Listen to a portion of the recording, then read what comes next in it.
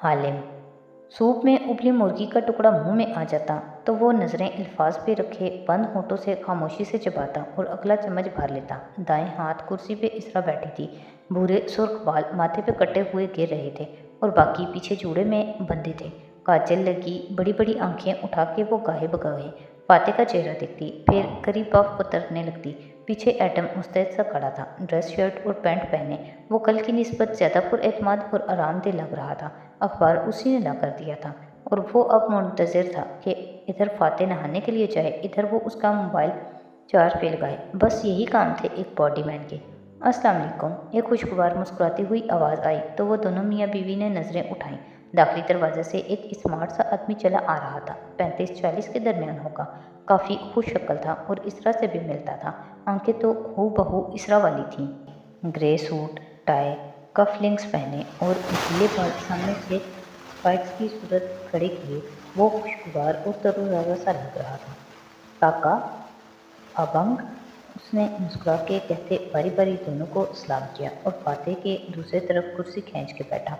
फाते ज़रा सा मुस्कुराया, सर को खान दिया और वापस अखबार पढ़ने लगा। इसरा अलबत्ता पूरे दिल से मुस्कुराई और फ़क्रिया मोहब्बत भरी नज़रों से उसे देखा। नवारिद के मुलाजिम ने मेज़ पे टोकरी ला कर रखी जिसमें सुर्ख गुलाबी से इनविटेशन कार्ड रखे थे।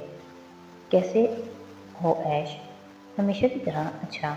और सॉरी, मैंने आने से पहले बता नहीं सका, वो मुस्कुरा के कहने लगा तो फाते सफ़ा पलटाते हुए सादगी से बोला, फिक्र ना करो, तुम्हारी बहन को वही आ जाती है, इसलिए वो तुम्हारी पसंद का नाश्ता बना लेती है। रिलैक्स, नाश्ता करो। इसरा की मुस्कुराहट गायब हुई, चेहरा खप्त से गुलाबी हुआ, निगाहें चुराईं, मगर अशर हंस पड़ा और प्लेट करीब खिसकाई।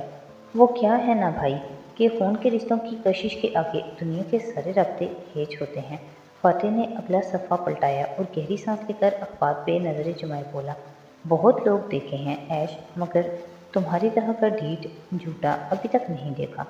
मेरी खुशकिस्मती है भाई। वो फिर से हंस दिया और प्लेट में चावल निकालते हुए एक नज़र इतराफ़ में डाली। पीछे खड़े एडम ने महसूस किया था कि उसकी नज़रें बहुत तेज़ थीं, उकाब जैसी नहीं, किसी लुमड़ी की मानद। अब्दुल्ला कहाँ गया? फ़ौरन से तब्दीली महसूस करके पूछा। छुट्टी पे गया है। तुम सुनाओ कैसे आए? इसरा अशियाए ताम उसके सामने रखते हुए मौजू बदलने लगी।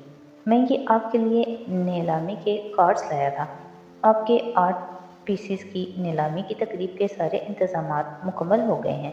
आप कार्ड्स देख लें, अभी मैंने किसी को भेजे नहीं हैं। लेट नाइट आए तो सुबह मैं सबसे पहले इधर ही चला आया। वो एक तो सुबह सुबह इस दी माले टाइम्स मले मेल के रिपोर्टर ने फ़ोन शुरू कर दिए थे। पता नहीं उनको कौन बताता है कि फाते भाई चेयरमैन का इलेक्शन नहीं लड़ रहे। मेरी राय पूछ रहा था। अभी तो मैंने पॉलिसी स्टेटमेंट दी है, लेकिन सच पूछें तो मैं आप लोगों के इस फैसले से खुश नहीं हूँ। उसके लहजे में अफसोस था। फाते ने अखबार से नज़र हटाए कर उसे देखने का तकल्लुफ़ नहीं किया। सूप पीते हुए वो कॉलम पढ़ता रहा। मैं आज जो कुछ भी हूँ, सियासत में मेरा जो भी मुकाम है, वो आप दोनों बिलखुसूस फाते भाई की वजह से है। अगर भाई मुझे उंगली पकड़ के चलना ना सिखाता, मुझे हर वक्त अपने साथ ना रखता, तो मैं एक आम वकील होता, मगर एक मेंबर पार्लियामेंट ना होता। और अब जब वो वक्त आया कि आप दोनों मुझे चेयरमैन बना रहे हैं, मुझे इस ओहदे तक ले जा रहे हैं जिसके मैं काबिल नहीं हूँ, तो आप सियासत से किनारा कश होके बाहर जाना चाहते हैं। वो एहसास भरी खफगी से कह रहा था और कहते हुए अपनी स्याह चमकती आंखों से भारी भारी दोनों के तासुरात देखता था।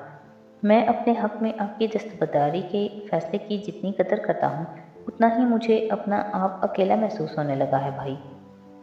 अगर आप लोग चले गए तो मुझे कौन गाइड करेगा? काका इतनी जिद मत करें, उसने गोया बहन की मिन्नत की। मैं पॉलिटिकल वाइफ पोज करके थक चुकी हूँ ऐश। मेरे पास इस महंगे शौक को जारी रखने के लिए कोई फंड्स नहीं है। आर्याना के बाद तो मेरा किसी चीज़ में दिल नहीं लगता। मैं बस वापस जाना चाहती हूँ। और जाहिर है फाते को अपनी फैमिली बहुत अजीज़ है, बीवी बच्चों से अलग तो नहीं रह सकता। अशर ने खस्ता करी पफ का टुकड़ा मुंह में डाला और उसे चबाते हुए पुरसोच नज़रों से फाते को देखा। भाई, आदमी को आप जैसा जमहूरी भी नहीं होना चाहिए। मेरे हक में दस्तबरदारी की मैं बहुत कदर करता हूँ, मगर यूँ मुल्क छोड़ के। तुम्हें किसने कहा कि मैं दस्तबरदार हो रहा हूँ ऐश? उसने ऐनक उतारते हुए और अखबार चेहरे के सामने से हटाते हुए ठंडी नज़रों से ऐश को देख के कहा। तो लहजे भर को नौजवान सियासतदान की रंगत उड़ गई, मगर वो संभल के मुस्कुरा दिया। आपका जो भी फैसला होगा मैं उसमें आपके साथ रहूँगा आबंग। जैसे आपने मुझे अकेला नहीं छोड़ा, मैं भी नहीं छोड़ूंगा। आप मेरे आइडियल हैं, कभी मत भूलिएगा। Thank you. वो अखबार तय करके कुर्सी धकेलता उठा और दरवाजे की तरफ बढ़ गया। एडम ने जल्दी से उसका सेल उठाया और फातिह के पीछे लपका। जहन में मुसलसल माँ की बातें गूंजने लगी थीं। उसे इन बातों के तय दर तय मानी अब समझ आने लगे थे। डाइनिंग रूम खाली हुआ तो अशर आगे को झुका और फिक्रमंदी से बहन को देखा। आपने कहा था भाई मान क्या है? ऐश इसरा उसका हाथ दबाया और उसकी आंखों में देखते हुए बोली, मैंने तुमसे वादा किया था कि अगले वज़ीर-ए-आज़म तुम बनोगे तो तुम ही बनोगे। मैं फातिह को मज़ीद सियासत में खुद को तबाह करने नहीं देख सकती। इसी सियासी कैंपेन के दौरान आर्याना को खोया था हमने। फातिह के पास सिर्फ ख्वाब हैं, पैसे नहीं। मैं उसे मज़ीद अपना और मेरा पैसा इस सियासत में नहीं झोंकने दूंगी। मगर मैं बुरा फील कर रहा हूँ, भाई मुझसे खफा है। वो तुमसे खफा नहीं है। इसरा ने टोकरी से एक कार्ड निकालते हुए हाथ जला के उसके वहमे को रद्द किया। वो खुद से खफा है। वो नाकाम हो चुका है और उस नाकामी का एतराफ़ नहीं करना चाहता वो। वैसे तुम्हें उनको मुल्क छोड़ने का नहीं कहना चाहिए था। मलेशिया उनके खून का हिस्सा है। वो जांचती परखती नज़रों से बहन को देखते हुए बज़ाहिर सादगी से बोला था। मैं उससे कम पे राज़ी नहीं हो सकती, सॉरी। फिर कार्ड खोला तो उसकी भूरी आंखों में सताइश उभरी। बहुत खूबसूरत कार्ड्स हैं। थैंक यू ऐश, तुमने मेरे कहे बगैर सारा इंतज़ाम अपने सर ले लिया। कैसी बातें करती हो काका?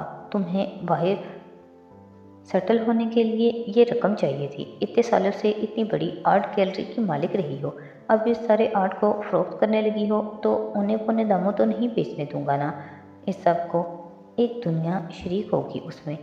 ज़बरदस्त। नीलामी की रकम का 1/4 चैरिटी में जाएगा और उसी चीज़ को बुनियाद बना के हम उसकी तशहीर करेंगे।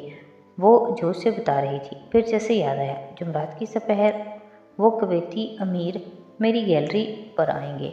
कौन से कवैती? तुम और फातिह एक जैसे हो, बार बार भूल जाते हो। मैंने बताया था ना कि एक कवैती अमीर हमें नीलामी के लिए एक नादिर पेंटिंग का अतिया दे रहा है। स्पाइलम की पेंटिंग, घायल गज़ाल। वो एक मशहूर आर्ट कलेक्टर है और जिस वक्त वो गैलरी आए तुम्हें वहाँ होना लाजमी है। सियासतदानों की बीवियों को लोग अतिये सिर्फ सियासतदान से ताल्लुकात बनाने के लिए देते हैं। उनका कोई काम वगैरह हो तो तुम कर देना। फातिह से तो मुझे उम्मीद नहीं है, वो बेरुखी से कह के कार्ड को देख रही थी। श्योर, मगर पेंटिंग को किसी एक्सपर्ट से चेक ज़रूर करवाना, नकली ना निकले। जाहिर है करवाऊंगी, ऐसे ही तो नीलामी पे नहीं रख दूंगी ना। मेरी क्रेडिबिलिटी का सवाल है। वो अब कार्ड्स वापस डाल रही थी। अशर ने एक नज़र खिड़कियों को देखा जिन पे टप टप कतरे बरस रहे थे और फिर उठ खड़ा हुआ। चलता हूँ काका, आज बहुत काम है। इसरा ने चेहरा उठा के मोहब्बत भरी नज़रों से अशर को देखा। तुम शादी कर लो अशर। शादी? उसने भवें उठाई जैसे अचानक इस जिक्र पे हैरत हुई। हाँ ऐश, किसी आला ख़ानदान की खूबसूरत लड़की से शादी कर लो। मलेशिया के लोगों को क्या अच्छा लगता है? उनके लीडर की एक मिसाली खूबसूरत बीवी और 2 बच्चे, परफेक्ट फैमिली। तुम्हारी रेटिंग्स भी ऊपर जाएंगी और शोहरत भी बढ़ेगी। वो थोड़ी को जाते हुए सोचने लगा, मगर काका इतनी परफेक्ट लड़की कहाँ मिलेगी? जैसे तुम्हारे हल्का अहबाब और आदतों को मैं तो जानती ही नहीं। जाओ ढूंढो कोई। इसरा ने हाथ जला के उसे हल्का सा झाड़ दिया और कार्ड की तरफ बढ़ते हुए पैर फंस गया। फिर उसने काली आंखों से इतराब का मुमैक जायजा लिया और दरवाजे की तरफ बढ़ गया। केएल के एक दूसरे रिहायशी इलाके में आओ तो यहाँ तेनकू कामी के घर भी सुबह हो चुकी थी। बारिश यहाँ भी तड़ातड़ बरसे जा रही थी। लाउंज की खिड़कियों से भीगता लॉन साफ दिखाई दे रहा था। मिसेस शैला सोफे पर बैठी दिलगिरगी से सामने बैठी तालिया को देख रही थी। वो ऐसे तुम्हारी शादी कैसे कर सकते हैं? तालिया ने गुलाबी मतवरम आंखें उठाई। वो यूनिफॉर्म में मलबूस थी, सियाह बाल कस के बंधे हुए थे और चेहरे पे उदासी थी। सर ने जो पैसे मुझे दिए थे اور جو اس آدمی نے دیے تھے وہ میں نے اپنے والد کو بھجوائے۔ مجھے لگا تھا وہ خوش ہوں گے، مگر ان کو لگتا ہے کہ میں غلط کاموں میں پڑ گئی ہوں، اس لیے انہوں نے میرا رشتہ طے کر دیا ہے اور مجھے واپس بلایا ہے۔ آنکھیں بھیگنے لگیں، مگر میں غلط کاموں میں تو نہیں پڑی تھی نا میم۔ تالیہ نے وہی کیا جو مسٹر کامل نے کہا تھا۔ تالیہ نے تو چوری نہیں کی تھی نا میم۔ آنسو اس کی آنکھوں سے ٹپکا اور گلابی گال پہ لڑک گیا۔ میں تمہارا دکھ سمجھ سکتی ہوں تالیہ۔ شیلا نے اس کے ہاتھ پہ ہاتھ رکھا۔ میری ماں نے بھی میری بہن کے ساتھ یہ کیا تھا۔ ہم ایشیائی عورتیں۔ میں تو اس وجہ سے ماں کو کبھی معاف نہیں کر سکی۔ تالیہ چونکی۔ مگر آپ کو تو اپنی والدہ سے بہت محبت تھی نا۔ آپ نے بتایا تھا کہ انہوں نے آپ کو ایک تاج دیا تھا جو آپ نے اپنے بیٹے کی بیوی کے لیے سنبھال رکھا ہے۔ کون سی محبت؟ سوتیلی ماں تھی وہ ہماری۔ اس کا دیا زیور بھی پہننے کو دل نہیں چاہتا میرا۔ قیمتی نہ ہوتا تو سنبھال کے نہ رکھتا۔ انہوں نے نہبت سے سر جھٹکا تو تالیہ کا منہ کھل گیا۔ ایک بے بس نظر اوپر ڈالی جہاں اسٹڈی کے لاکر میں وہ اس تاج کو اس پہ رحم کھا کے چھوڑ گئی تھی۔ اف کاش خواہ مخواہ انسانیت کے چکر میں نہ پڑی ہوتی۔ ہائے وہ کتنا پیارا اور قیمتی تھا، کاش موٹی کی بات سن لی ہوتی۔ میں چلتی ہوں میم، اور اگر آپ لوگ کبھی لاہور آئیں تو میرے پاس ضرور آئیے گا۔ ہم لاہور کے لوگ بہت پیارے ہوتے ہیں، کھلے دل کے مہمان نواز، کھاتے پیتے۔ وہ بادل نخواستہ کہتی چھتری اٹھی تو وہ بھی کھڑی ہو گئی۔ انشاءاللہ کیوں نہیں، وہ مسکرا کے بولی۔ پھر پرس کھولا۔ اپنی باقی تنخواہ لیتی جاؤ۔ نہیں میم، سر نے اتنا کچھ دے دیا ہے، میں اب مزید کچھ نہیں لوں گی۔ وہ فوراً پیچھے ہٹ گئی اور سختی سے گردن دائیں بائیں ہلائی۔ انہوں نے زبردستی تھمانے چاہے تو تالیہ نے ہاتھ پیچھے کر لیا۔ نہیں میم، یہ میں نہیں لوں گی۔ اچھا میں کچھ اور کر سکتی ہوں تمہارے لیے؟ وہ خلوص سے پوچھ رہی تھی۔ تالیہ نے بدقت اپنی خفا جذبات کو چہرے پہ آنے سے روکا۔ ماں کے زیور کے قصے کیوں سنائے تھے آخر مجھے؟ اف تالیہ، تم نے وہ کیوں چھوڑ دیا؟ بس دعا میں یاد رکھیے گا۔ کیوں نہیں تالیہ، اللہ تمہاری مدد کرے گا۔ تم اتنی اچھی، صاف اور سچے دل کی مالک ہو۔ باہر ایک دم زور سے بجلی کڑکی۔ بارش کی بوچھاڑ تیز ہوئی۔ تالیہ کی آنکھوں میں سیاہ سا لہرایا، سیاہ تاریک مایوس سا سایہ۔ دل ایسے ڈوبا جیسے نیلے سمندر میں ٹوٹا ہوا جہاز ڈوب جاتا ہے۔ اللہ تعالیٰ اس بات سے اتفاق نہیں کرے گا مسز شیلا، مگر خیر۔ اس نے سر جھٹک دیا۔ ہمیشہ کی طرح گلٹ کو کبھی جھٹکا نہیں دیتے۔ مسز شیلا اب پرس واپس رکھ کے اسے وقت رخصت کی دعائیں دے رہی تھی۔ بارش ویسی ہی برس رہی تھی۔ وہ گھر آئی تو دروازہ کھلا تھا۔ داتن پھیل کے لاؤنج کے مرکزی صوفے پہ براجمان تھی۔ ٹی وی چلا ہوا تھا اور وہ آلو کے گرما گرم چپس کھا رہی تھی۔ تالیہ نے سامنے آتے ہوئے آنکھیں چھوٹی کر کے اسے دیکھا۔ اتنے سارے چپس؟ ایک مشکوک نظر اوپر کچن کا کاؤنٹر پہ ڈالی۔ اور اتنے سارے چھوٹے برتن ظاہر کر رہے تھے کہ تم کب سے بیٹھی بس کھا ہی رہی ہو، یقیناً رات دیر تک جاگتی رہی تھی۔ وہ دونوں ہاتھ کمر پہ رکھے سامنے پھیلے بکھراوے کو دیکھنے لگی۔ کاغذات، لیپ ٹاپ، کتابیں، یہ کام تو تم نے صبح اٹھ کے میرے جانے کے بعد شروع کیا ہوگا، پھر رات بھر جا کے کمپیوٹر پہ کیا کرتی رہی تھی؟ مجھے سوچنے دو۔ تالیہ نے انگلی سے گال پہ دستک دی اور پرچھٹ کو دیکھتے ہوئے سوچا۔ جب داتن ساری رات کمپیوٹر پہ بیٹھے اور اتنا کھائے اور صبح اس کے چہرے پہ پچھتاوے بھری خاموشی ہو تو اس کا ایک ہی مطلب ہوتا ہے کہ تم رات بھر گوگل پہ دبلے پتلے ہونے کے طریقے دیکھتی رہی تھی۔ داتن جو ناک پہ اینک جمائے اسکرین کو دیکھ رہی تھی، اس بات پہ نظریں اٹھا کے اسے گھورا۔ اور تمہیں یہ کیسے معلوم ہوا؟ تمہاری آنکھوں کے گرد لکیروں میں لکھا ہے۔ بوڑھی عورت، تم جھوٹ بول رہی ہو۔ تم نے صبح میرے لیپ ٹاپ کی ہسٹری چیک کی ہوگی۔ ظاہر ہے میں نے ہسٹری چیک کی تھی۔ وہ کھلکھلا کے ہنس دی اور اس کے ساتھ صوفے پہ آ بیٹھی۔ پیروں کی کینچی بنا کے میز پہ رکھ لیا۔ اتنا ہلکان نہ ہوا کرو داتن، تم اب پتلی نہیں ہو سکتی۔ پتلا ہونے کے لیے عمر کی شرط نہیں ہے، انسان کسی بھی عمر میں دبلا ہو سکتا ہے۔ انسان ہو سکتا ہے نا، بکرا مرغیاں نہیں، وہ کہہ کے زور سے ہنسی۔ ویسے دیکھا ہے تم نے کبھی کسی مرغی کو ڈائٹنگ کرتے ہوئے، سوپ اور ابلی سبزیاں کھاتے ہوئے؟ نہیں نا۔ داتن نے خفگی سے ناک سکیڑی اور اسے درزیدہ نظروں سے دیکھا۔ بہت خوش نظر آ رہی ہو، خیر ہے؟ ہاں نا، تینگو کامل کے گھر سے استعفیٰ دے آئی ہوں۔ बकाया तनख्वाह भी उनको सदका कर आई हूँ, जल्द उनको उसकी ज़रूरत पड़ेगी। अफसोस से सर हिलाया। अपनी इंसानियत का नतीजा गोल कर गई। खैर, अब हम फातिर रामजल पे काम करना शुरू करेंगे। मैं फ्रेश होके आती हूँ और प्लान बनाती हूँ। कह के उसने पैर नीचे उतारे और झुक के जूते खोलने लगी। जूता तालिया के पाँव में था। क्योंकि तालिया के बाल जूड़े में बंधे थे, गर्दन की पुष्ट पे गोल सा जलने का निशान दिखाई दे रहा था। दातन उसको देखे गई, फिर मोबाइल निकाला और हाथ ऊंचा करके इस निशान की तस्वीर ली। क्या कर रही हो? मेरे जैसी पतली तुम अगली 10 सदियों में भी नहीं हो सकती। तालिया जूते उठाते सीधी हुई, उसे चिढ़ाने को बोली और सीढ़ियों की तरफ बढ़ गई। दातन ने कुछ नहीं कहा, बस स्क्रीन को जूम करके इस निशान को गौर से देखने लगी। उसकी स्याह मोटी मोटी आंखों में अचंभा सा था। उसने तस्वीर मोबाइल से लैपटॉप में डाली, उसका प्रिंट आउट निकाला और फिर इस कागज़ को तय करके अपने पर्स में रख लिया।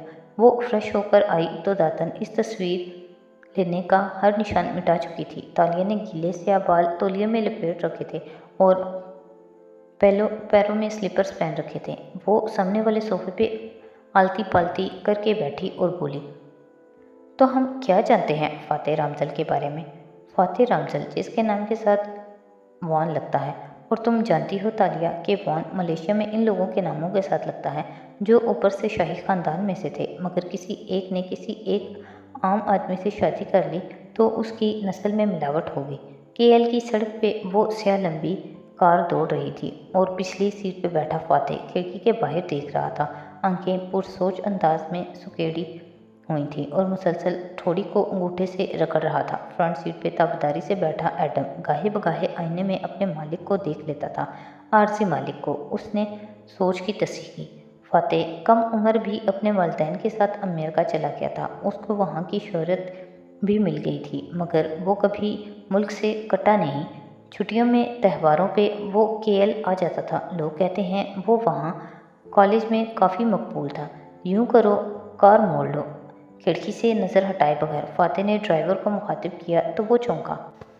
सर, हम पार्लियामेंट नहीं जा रहे। उसके वक्त का एक एक मिनट डायरी में लिखा होता है। ऐसे में ये तब्दीली शम्स के घर की तरफ ले चलो। मगर सर, क्या आज आप सेशन अटेंड नहीं करेंगे? ड्राइवर ने फिक्रमंदी से पूछा। रास्ते से फूल भी लेते चलो। शम्स बीमार है कुछ अरसे से। ओके सर, मैं पॉलिटिकल सेक्रेटरी को इन्फॉर्म कर दूं कि आप सेशन अटेंड नहीं करेंगे। एडम ने जल्दी से फ़ोन निकाला। सेक्रेटरी दूसरी कार में आ रहा था। गुलाब मत लेना, शम्स को इससे एलर्जी है। कुछ और लेना। वो खिड़की से बाहर दूर नजर आती ऊंची इमारतों पर नजरें जमाए बोला था। एडम गहरी सांस लेकर रह गया। इतना तो वो पिछले 3 घंटों में समझ चुका था कि उसका आरसी मालिक बात का सीधा जवाब नहीं देता। फातिह ने 2 दफ़ा स्टेट अटॉर्नी का इलेक्शन लड़ा और दोनों दफ़ा सियासत के मैदान में रियासत के लोगों ने उसे मुंतखब करके ऑफिस में पहुंचाया। वो अमेरिका में काफ़ी मकबूल था। उसका रिकॉर्ड शानदार था। ईमानदार आदमी, सच्चा और खरा। मगर वो सब छोड़ के मलेशिया वापस आया और यहाँ की सियासत में हिस्सा लेना शुरू किया। कार अब भी सड़क पे दौड़ रही थी और वो न्यूज़ बाहर देखते हुए कुछ सोचे जा रहा था। ड्राइवर और बॉडीमैन अपने अपने फोन्स पे लगे थे। सेक्रेटरी को इतला, शम्स साहब के ऑफिस में इतला, प्रोटोकॉल, सिक्योरिटी इंतजाम, अफरा तफरी सी मच गई थी। वो 2 दफ़ा मेंबर पार्लियामेंट मुंतखब हुआ है और इन 10 सालों में उसने अपने हल्के के लिए बहुत कुछ किया है। उसने इलाके को साफ किया, वहाँ बेहतरीन स्कूल बनवाए, बेहतरीन अस्पताल का इंतज़ाम किया, सिक्योरिटी बेहतर की। लोग उससे खुश हैं। अगर कोई नहीं खुश तो उसकी अपनी पार्टी है। कार अब एक फूल की दुकान के सामने रुकी हुई थी। वो अभी तक बाहर देखते हुए गहरी सोच में गुम था।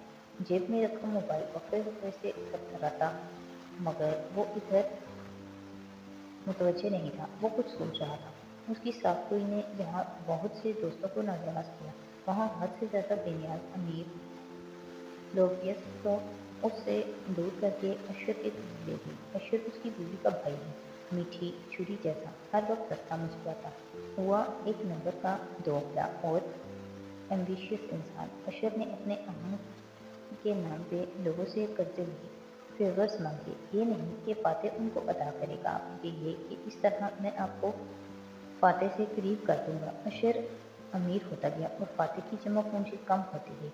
सियासत बहुत महंगा शौक है और उसकी बीवी का काम भी उससे मुतासिर हुआ है। ऊपर से लग्जरी लाइफ स्टाइल का मलमा तो है, मगर अंदर से उनके पास कुछ नहीं बचा। मगर वो वान पाते इसकी परवाह ही नहीं है। कार फिर से चल पड़ी थी। फूल एडम ने डैशबोर्ड पे रख दिए थे और उनकी खुशबू ने सारे कार को महका दिया था। ऐसी दिलफरेब खुशबू कि तबीयत खुश हो जाए। एडम का मुंह भी एकदम काफी खुश हो गया।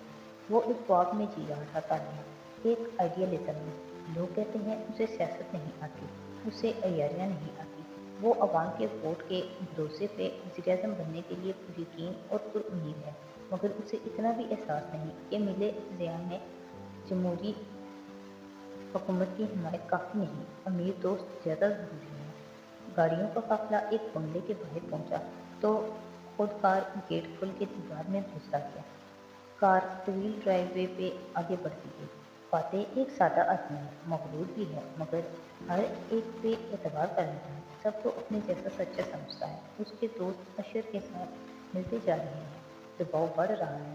अब देखना यह है कि फातेह रमज़ल अपने ख्वाब से दस्तबरदार होता है या नहीं। एडम झट कार से निकला और फातेह का दरवाज़ा खोलने के लिए हाथ बढ़ाया, मगर वो फातेह ने दरवाज़ा खुद ही खोला और कोट का बटन बंद करके बाहर निकला। बाहर निकल के फातेह रमज़ल ने गर्दन उठा के उस ऊंचे घर को देखा। बारिश अब थम चुकी थी, सियाह बादल गायब हो रहे थे। तुम लोग यहीं रुको, उसने बेनियाजी से तमाम मुलाजिमों को हाथ से इशारा किया। जो साथ आ रहे थे सब रुके और समझ के चंद कदम पीछे हट गए। फातेह घर के बरामदे की तरफ बढ़ा, जहाँ शम्स के मुलाजिम उसको अंदर ले जाने के लिए मुस्तैद खड़े थे। फिर वो ठहरा और गर्दन मोड़ के सवालिया नज़रों से एडम को देखा, जो साथ चला आ रहा था। मुझे तुम्हारी ज़रूरत नहीं, यहीं रुको। सॉरी सर, मगर आपको सुबह से फ्लू की शिकायत है। आपको बार बार टिश्यू की ज़रूरत होगी, जो मैं साथ लाया हूँ, और आपको किसी दूसरे के मुलाजिम के टिश्यूज़ पे नहीं छोड़ सकता। मुझे आपके साथ आना होगा। फातिह ने उसका चेहरा देखते हुए एक आबरू उठाई। तुम मुझे मुतासर करने की कोशिश कर रहे हो? नहीं सर, मैंने आज सुबह से ये फैसला किया है कि मैं आपके साथ सच्चाई और ईमानदारी से काम करूँगा, क्योंकि मैं आपके मुलाजमों में वो वाहिद शख्स हूँ जिसको आपसे कुछ नहीं चाहिए। वो सादगी से मुस्कुराई। वाकई? तमाम मुलाजमीन, सेक्रेटरी सब एडम को भूल रहे थे, मगर वो निडर सा बोले जा रहा था।